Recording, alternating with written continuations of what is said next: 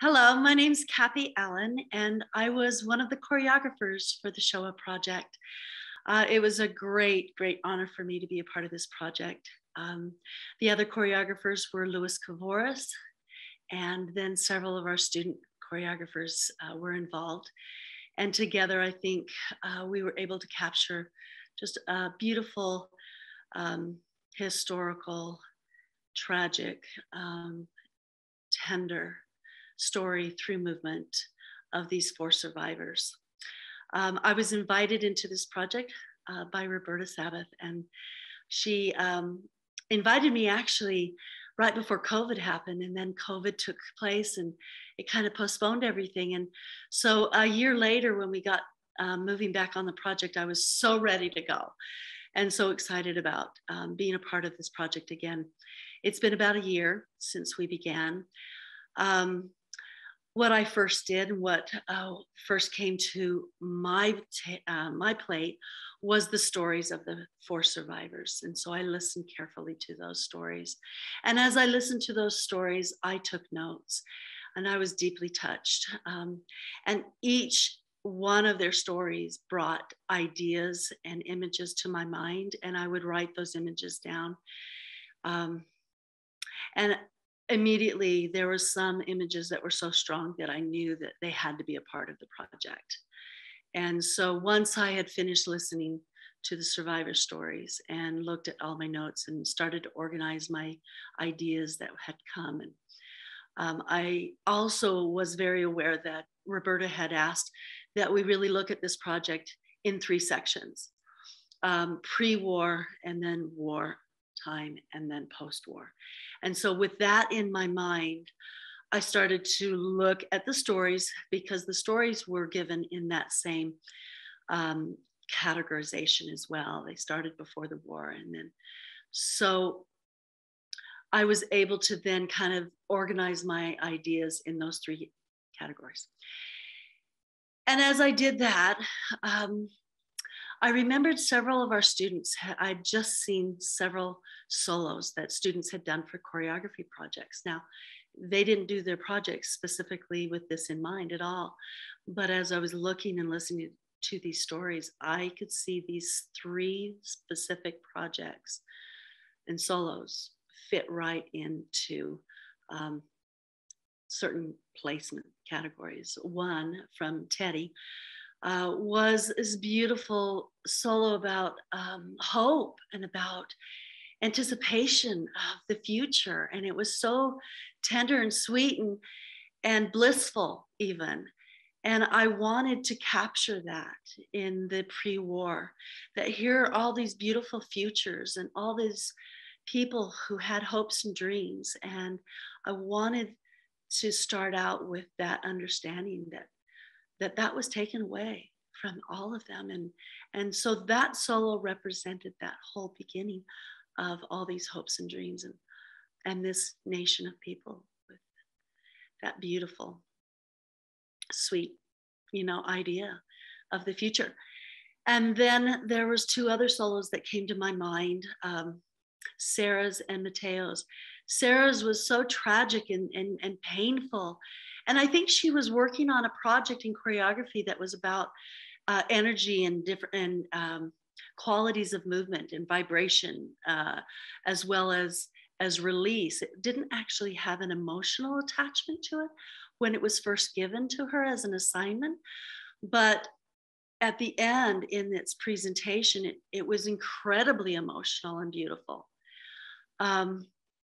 And I could see that very clearly as I listened to the stories and remembered the people coming into the concentration camps and how they would stand and how they had no idea what was ahead of them. That really affected me greatly. And I saw in my mind's eye Sarah Solo coming in and people just standing in the outer courts, around the concentration camps and just waiting.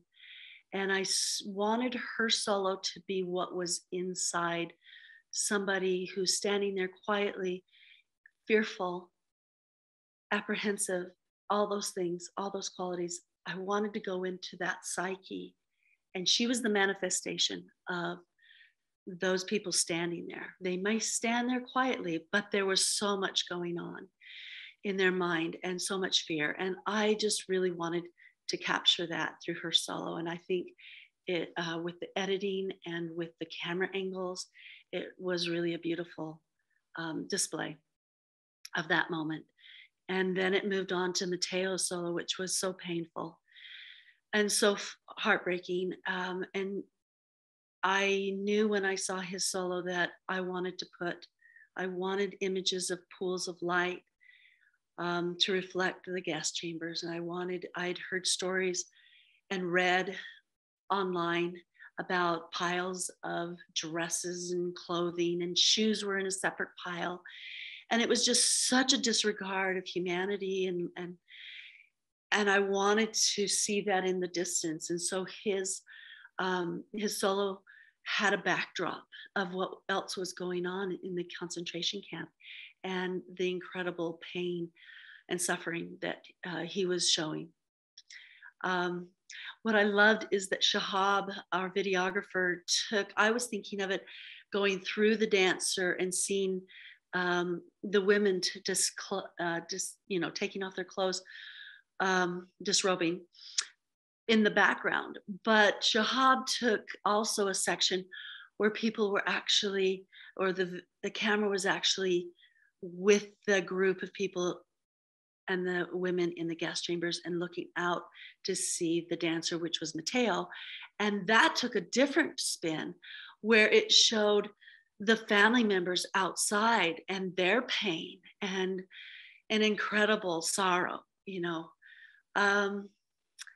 So I feel like I just knew when I saw those, when I was seeing these and listening to these stories, those three solos came clear to my mind, and I knew that they had to be. There was a beautiful story about, and just tragic story about the death of a family member and a baby from one of the survivors at the train tracks. And I knew when I heard that story that we had to go to the train tracks and we had to do one of the sections there, and we had to tell that story as well. The story of people standing in line and supporting each other and falling in exhaustion and in fear. And so Lewis took the choreography over by the train tracks, and it was just so beautiful. I invited Margot, a dear friend of mine who is a dancer and a creator with me in the past, to kind of walk through that path of dancers there. And then I did the section that was in front of the train as they were waiting to get on the train. And then we captured that. I think it was wonderful. The students and alumni, I just put an email out to everybody because we were in a tight time frame. And I couldn't have been more thrilled to the response that I got. So many people wanted to be a part of this. And but many of them all had jobs, or they weren't available the whole time. And what was interesting is that I didn't worry about that. I just said, who's available for the train tracks over here? Who's available for the train sequence at the next place? Who's available now for the studio shots that we're going to be doing? That was in the wartime and the concentration camps, and who's available to go to the wetlands. And people just, when they were available, they came. And I knew that it was going to work out. I just felt compelled to do this, and compelled that it would work out. Whoever came, I would work with who was there. And again, it just worked out beautifully. So I went through that's the first stage, and then to the second section of wartime. And then the other and last section that we wanted to portray and that we heard in the survivor stories was their hope, the way that they were able to pull back and move on in their lives, and the honor and the tribute that they had towards those that were not given that chance. It was so touching. I mean, just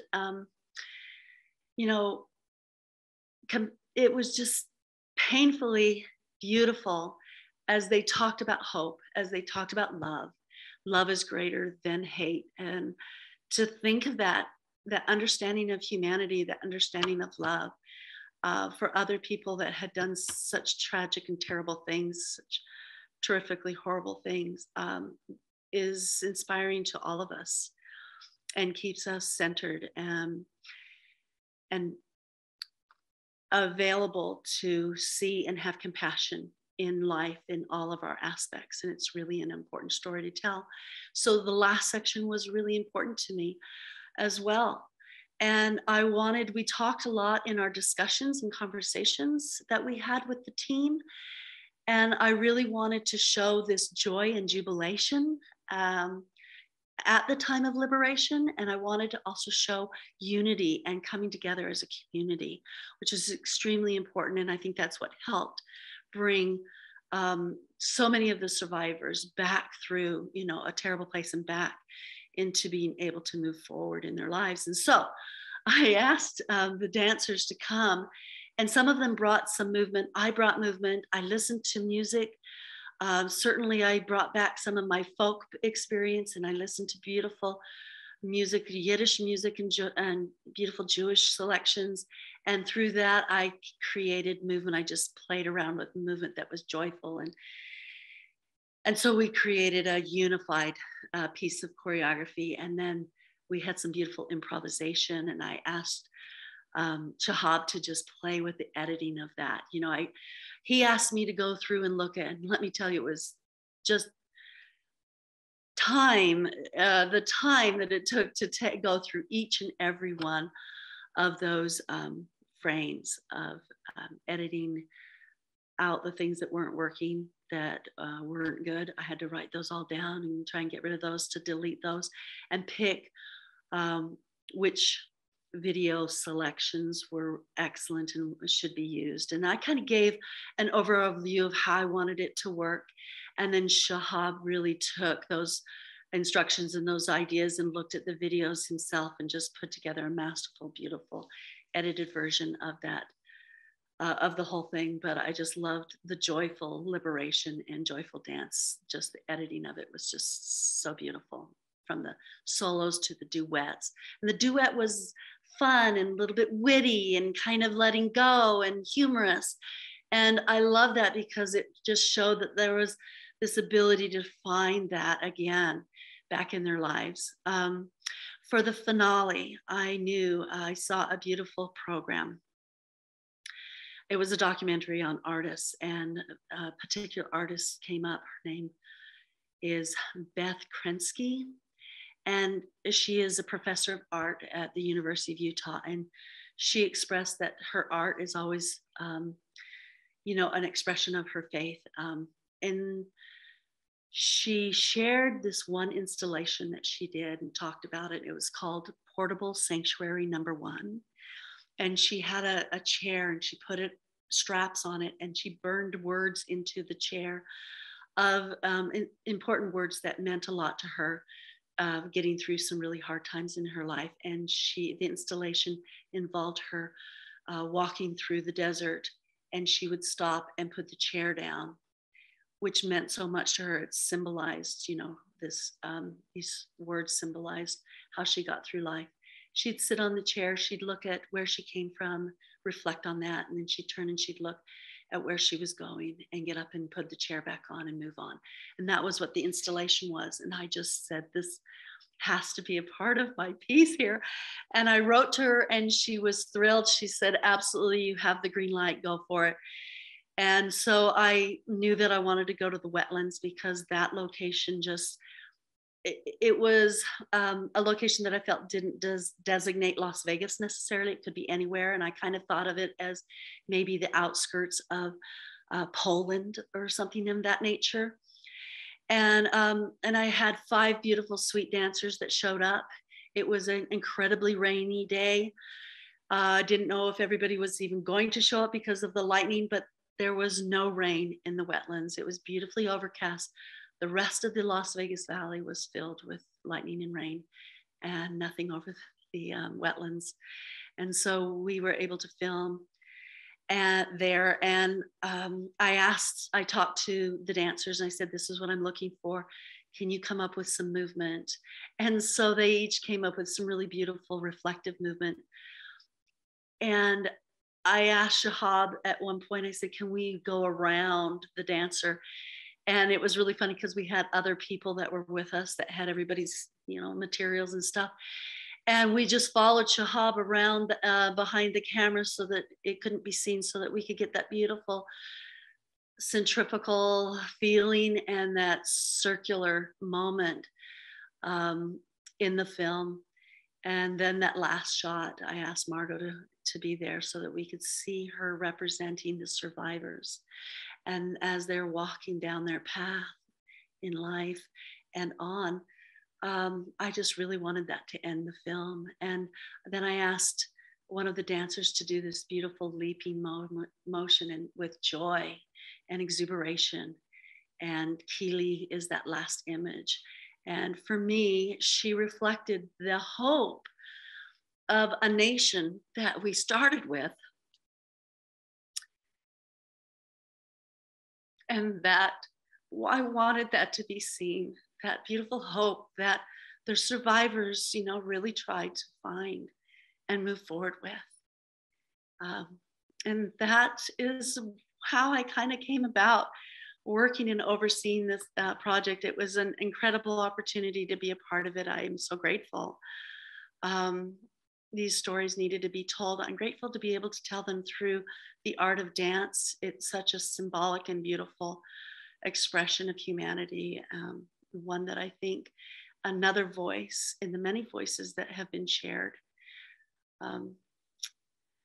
out there through the many years that have followed. And I just am appreciative that I had the opportunity to share my voice as well and add that to the others. Thank you.